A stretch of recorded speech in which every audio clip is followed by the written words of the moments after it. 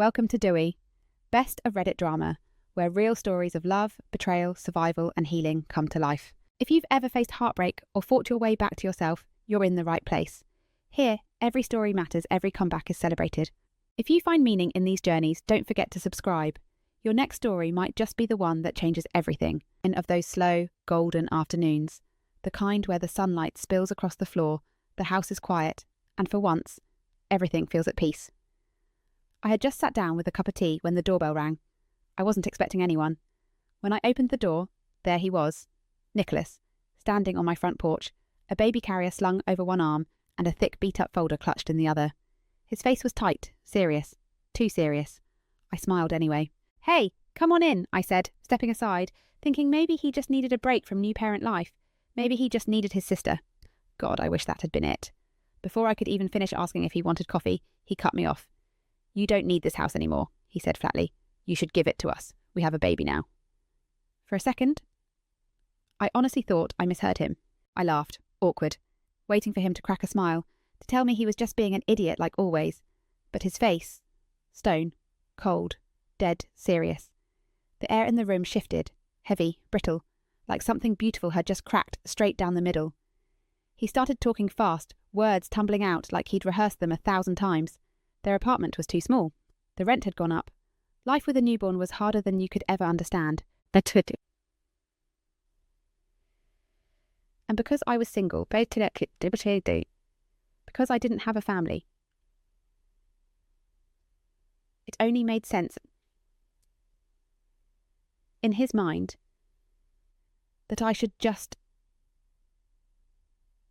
hand over my home, the house my grandparents left me when they died, the house where I spent every childhood summer, chasing fireflies in the backyard, sneaking extra cookies from Grandma's worn-out jar, the house I had poured my entire savings into, gutting, rebuilding, loving it back to life with my own 2 hands. I tried to stay calm, tried to reason with him, tried to remind him, softly, that this house wasn't just walls and a roof to me. It was history. It was love. But Nicholas, he just shook his head, cold, unmoving. "You don't have a family," he said again, sharper this time. "It's selfish to keep it all to yourself when we have a baby to think about." And just like that, I stood there, heart pounding, hands trembling slightly, as their words echoed in my ears. It wasn't just a request. It was an ambush. And deep down, something cracked inside me, something I couldn't put back together. But I had no idea. The worst was still yet to come. I stood there, heart pounding, hands trembling slightly, as their words echoed in my ears. It wasn't just a request, it was an ambush. And deep down, something cracked inside me, something I couldn't put back together. But I had no idea. The worst was still yet to come. The silence after they left was deafening. I sat on the couch for what felt like hours, staring at the folder Nicholas had dropped on my coffee table, like it was some kind of bomb waiting to go off. Inside, timelines, budgets, drafted letters to the HOA, all assuming I would just roll over and hand them the keys. It made me sick. It made me furious. But still, a small part of me hoped this was just a moment of desperation, that they'd wake up the next morning and realise how outrageous, how cruel it all was. That hope didn't last long. The next day, my phone started blowing up. Texts, missed calls, voicemails. At first from Nicholas and Tina, guilt-tripping me, begging me to think of the baby, accusing me of being heartless. Then, my parents. When Mom called, her voice was already heavy with disappointment, like I had committed some unspeakable sin.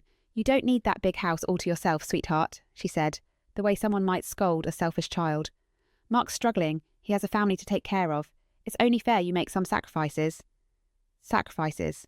Like the years I spent scraping off wallpaper until my hands bled, saving every extra penny for renovations, sacrificing weekends and holidays to turn this place into a real home, meant nothing. Dad chimed in too, colder, sharper. "You're single. You're flexible. You'll bounce back." They can't. Bounce back? Like I hadn't been rebuilding my life from scratch for years already? Like starting over, again, would be so easy, so painless. Every conversation felt like another stone being laid on my chest. Every "you're being selfish," every "think about the family" pressed harder, suffocating me. I tried to explain. I tried to make them see, but no matter what I said, it was like screaming into a void. And then the words that shattered whatever was left of my heart. "I thought we raised you better than this," my mother whispered. Like I was the disgrace. Like protecting what was mine, what I earned was was something to be ashamed of. I hung up without another word, and in that moment, I realised I was on my own, and the people I thought would always stand by me had chosen sides, and it wasn't mine. I thought that would be the worst of it, that the silence, the cold looks, the guilt trips would be the price I had to pay for standing my ground. But I was wrong, so wrong, because what happened next would make everything before it feel like a warm-up. Stay with me. You need to hear what they did next. I thought that would be the worst of it, that the silence, the cold looks, the guilt trips would be the price I had to pay for standing my ground. But I was wrong. So wrong, because what came next was like setting fire to everything I thought I knew about family. It started slowly, a passive-aggressive post here, a vague comment there. Tina took to Facebook first, posting sad little stories about selfish relatives and families who turn their backs when you need them most. No names, of course, but everyone knew who she was talking about. At first, I tried to ignore it. I told myself, let it go, don't feed the drama. But then the messages started rolling in. Texts from cousins I hadn't seen in years. DMs from aunts and uncles who never once sent me a birthday card but now suddenly had a whole lot to say. Why are you being so heartless? Family comes first. How could you do this to Nicholas and the baby? Every word was another twist of the knife. No one asked for my side of the story. No one cared. And just when I thought it couldn't get any worse, I came home from work one night to find an envelope taped to my front door. Thick, official looking, heavy with dread. Inside, a notice of legal action. Nicholas and Tina were suing me for my own house. I remember standing there, fingers trembling, my heart slamming against my ribs as I flipped through the papers. They were claiming the house was part of a family estate, that I had unfairly taken it, that they were entitled to half, if not more. They wanted me to hand over the deed or sell it and split the money. It felt like I couldn't breathe, like the walls were closing in. This wasn't a fight anymore, this was war. And the worst part? When I dug deeper, I found out my own parents were funding their lawsuit, helping them pay for a lawyer, helping them tear me apart. I confronted them, shaking with rage and disbelief, and all my mother could say was, "We're just trying to make things fair, sweetheart. Mark needs this more than you do. Fair." The word echoed in my mind like a cruel joke, because nothing about this was fair. Nothing about this felt like love. I realised in that moment, I wasn't just fighting Nicholas and Tina, I was fighting the people who raised me, the people who were supposed to protect me, and somehow, I had become the villain in their story. I thought the worst had already hit me. But the truth is, the storm was just getting started.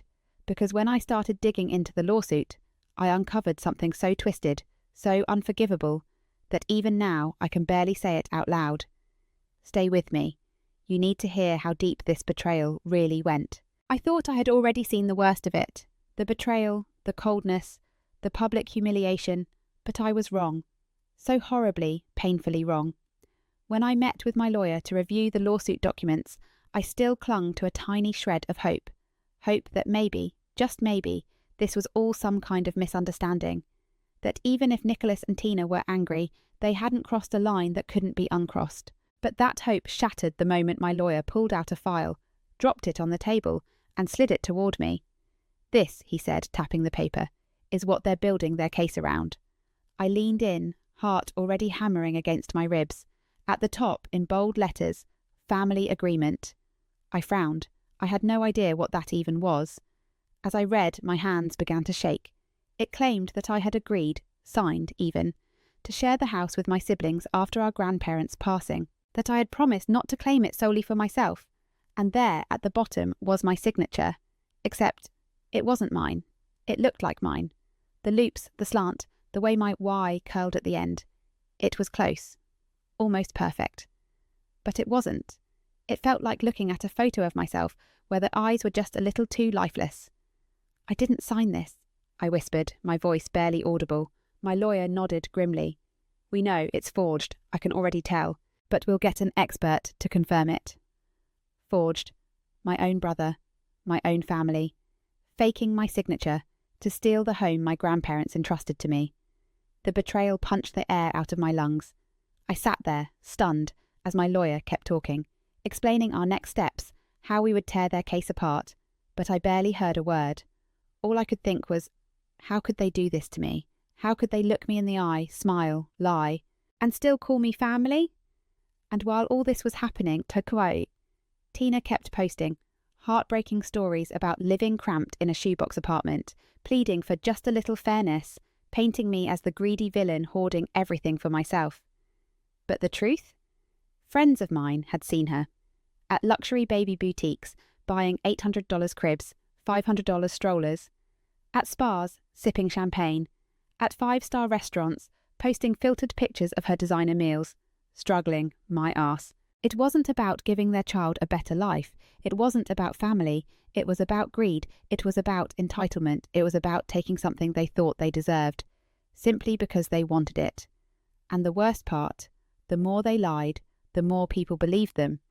I wasn't just fighting for my house anymore. I was fighting for my name, for my sanity, for the little piece of dignity I had left. And somewhere deep inside, I knew this wasn't the end. There was still more, a darker truth waiting, just around the corner. You know, they say betrayal doesn't come from your enemies. It comes from the ones you love, the ones you trust the most. I used to believe, foolishly, that family would never turn their backs on you, that no matter what, they'd stand by you, protect you, fight for you. But now I know. Sometimes the people closest to you are the ones who will hurt you the deepest, and the scars they leave, they don't fade easily. If there's one thing I've learned through all of this, it's that setting boundaries, even with family, isn't selfish. It's survival. Please, if you're ever made to feel guilty for protecting your peace, for standing your ground, remember this. You are not wrong for refusing to let someone trample over your life, your dreams, your worth. I thought the lies, the lawsuits, the fake sympathy would be the end of it. I thought I had seen every betrayal possible, but I was wrong, because hidden beneath all the anger, all the manipulation, was a secret so deep, so devastating, that it would change everything I thought I knew about my family. Stay with me, because what you're about to hear is the moment my entire world cracked wide open. I thought I knew my family. I thought, no matter what else had happened, I at least understood where I came from, who I was. I had no idea how wrong I was. It started almost by accident. My lawyer had requested some old family documents to strengthen our case, proof that the house had been left to me without dispute. Nothing unusual, just paperwork. But tucked deep inside one of the old folders was something I wasn't supposed to find. A letter, yellowed with age, handwritten in my grandmother's neat looping script, and what it said took the ground out from under me. Nicholas Bosden wasn't my full brother. He was my half-brother. My mother, before she married my father, had an affair. Nicholas was the result. My grandparents knew. They were furious, devastated, but they agreed to keep it quiet, to protect the family name. They had even used part of a settlement from Nicholas's biological father to help purchase the house, the very house we were now fighting over. My stomach turned as I read and reread the words, my hands shaking, my breath coming short. All this time, all the little moments that didn't make sense, the favouritism, the way my parents bent over backwards for Nicholas, no matter what he did, the way they seemed to expect me to be the strong one, the understanding one, the one who always gave in. It all made horrible, perfect sense now. Nicholas wasn't just fighting for a house, he was fighting for what he thought was rightfully his. In his mind, the house had been bought with the money meant for him, and I was just the obstacle standing in the way. Later, during yet another ugly, screaming match, he confirmed it himself. "You think you're so special," he spat at me, eyes wild. "You don't even know the whole story. You're not the only one Grandma and Grandpa screwed over." And when I asked him what he meant, he laughed, a cruel, bitter sound, and said, "I've known for years. Mum told me. You were just too blind to see it." Every word felt like a punch to the gut. All the forged papers, all the lies, all the guilt trips, the lawsuits, the social media smears, they weren't accidents. They were part of a plan to wear me down, to steal from me what they thought was already theirs. And my parents, they were in on it. They had known everything, and they chose him, again and again and again. They chose him. I wasn't a daughter to them. I was an inconvenience, a loose end, something to be handled. Standing there, hearing the truth spill out of Nicholas's mouth, I felt something inside me break, clean and final, like a bridge burning behind me, leaving no way back. And in that moment, I knew. I couldn't save this family. I couldn't fix what had been broken long before I ever understood it. All I could do was save myself. Some betrayals, They don't just hurt, they wake you up. They rip away the last illusions you were clinging to and force you to see people for who they really are. I spent so long blaming myself, wondering if I was selfish, if I should have done more, given more, forgiven more. But the truth is, no amount of love, no amount of sacrifice can fix people who never wanted to treat you right in the first place. And sometimes, the bravest thing you can do is choose yourself, even if it means walking away from everything and everyone you once called home. Stay with me, because what came next was the hardest and maybe the most freeing decision I ever made. After everything I had learned, after every lie, every betrayal, there was no way back. I wish I could tell you I agonized over the decision, that I spent sleepless nights wrestling with guilt, but the truth is, the moment I saw them for who they truly were, the moment the last mask fell, my choice became painfully, beautifully clear. I wasn't going to fight for their love anymore. I wasn't going to beg for respect. I wasn't going to twist myself into something smaller, quieter, easier, just so they could keep pretending they loved me the way I deserved. I was done. Done with the guilt. Done with the manipulation. Done carrying the weight of a family that never once thought to carry me. When my lawyer asked if I wanted to pursue fraud charges against Nicholas and Tina, I said yes, without hesitation. For once, I wasn't worrying about being the bigger person. For once, I wasn't shrinking myself to keep the peace. I was standing up, for me. The lawsuit, of course, fell apart spectacularly once the forgery was exposed. Their lies crumbled like a house of cards in a hurricane. They tried to spin new stories, tried to cry, to blame me, to paint themselves as the victims once again. But it was too late. The damage was done. Some of my extended family still chose to believe them. That's fine. Let them believe whatever makes them sleep at night, because I know the truth. And for the first time in a long, long time, that's enough. I kept my house, my home, the place I had poured my heart into. It's still mine. Every creaky floorboard, every scratch on the doorframe, every memory soaked into the walls. But I lost my family. Or maybe I finally saw that I never truly had them in the first place. And yes, it hurt. It still hurts, sometimes, when I see old family photos. Or when a holiday rolls around and there's an empty space where there used to be. But you know what? I'd rather sit alone in a home built with love than stay shackled to people who only saw me as a means to an end. Sometimes choosing yourself means losing people you once thought you'd die without. And that's okay. It's not the end of your story. It's just the beginning of a better one. And as for Nicholas, Tina, my parents, I wish them healing, I truly do, but from a distance.